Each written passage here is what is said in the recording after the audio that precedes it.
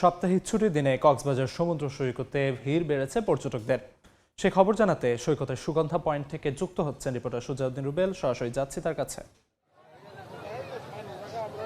সাপ্তাহিক ছুটির দিন তাই বিপুল সংখ্যক পর্যটক ভিড় করেছে সৈকত শহর কক্সবাজারে। যেহেতু গতকাল বছরের প্রথম দিন ছিল, প্রথম দিনে পর্যটক কিছুটা কম হলেও আজকে আমরা সাপ্তাহিক ছুটির দিন শুক্রবার যেটি লক্ষ্য করছি, সকাল থেকে দলে দলে বিপুল সংখ্যক পর্যটক সমুদ্র সৈকতে যে তিনটি পয়েন্ট রয়েছে, বিশেষ করে লাবণী, কলাতুলি এবং সুগন্ধা, এই তিনটি পয়েন্ট দিয়ে হাজার হাজার মানুষ প্রবেশ করছে। এবং এইসব প্রবেশ করা দেশের বিভিন্ন প্রান্ত থেকে ছুটে আসা মানুষগুলো কিন্তু লক্ষ্য করছেন আসলে সমুদ্রের যে জলরাশি রয়েছে সে জলরাশিতে আসলে মেতে রয়েছে। অনেকে টিউবে গা ভাসিয়েছে, অনেকে ফুটবল খেলছে, আবার অনেকে আমরা লক্ষ্য করছি জেটস্কি যুগে তারা গভীর সাগরে গিয়ে ঘুরে আসছে। আবার অনেকে বালিয়াড়িতে আসলে তাদের যে আনন্দঘন মুহূর্তগুলো, যে পরিবারের সদস্যদের নিয়ে প্রিয় মুহূর্তগুলো ক্যামেরার ফ্রেমে বন্দি করছে, অনেকে বালুচরে বালি নিয়ে খেলছে, এভাবে ব্যস্ত সময় পার করছে। যেহেতু সাপ্তাহিক ছুটির দিন এবং বিপুল সংখ্যক পর্যটক ছুটে এসেছে, সেক্ষেত্রে কক্সবাজার এখন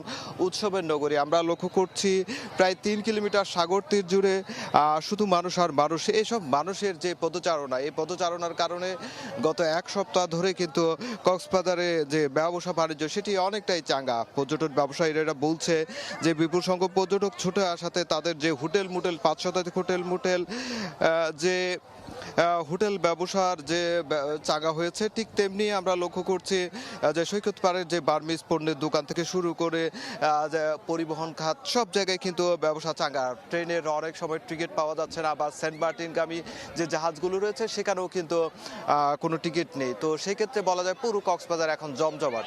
তো এই ছিল আমার কাছে সবশেষ। কক্সবাজার সমুদ্র সৈকতের সুগন্ধা পয়েন্ট থেকে সবশেষ জানাচ্ছিলেন সহকর্মী সুজাউদ্দিন রুবেল।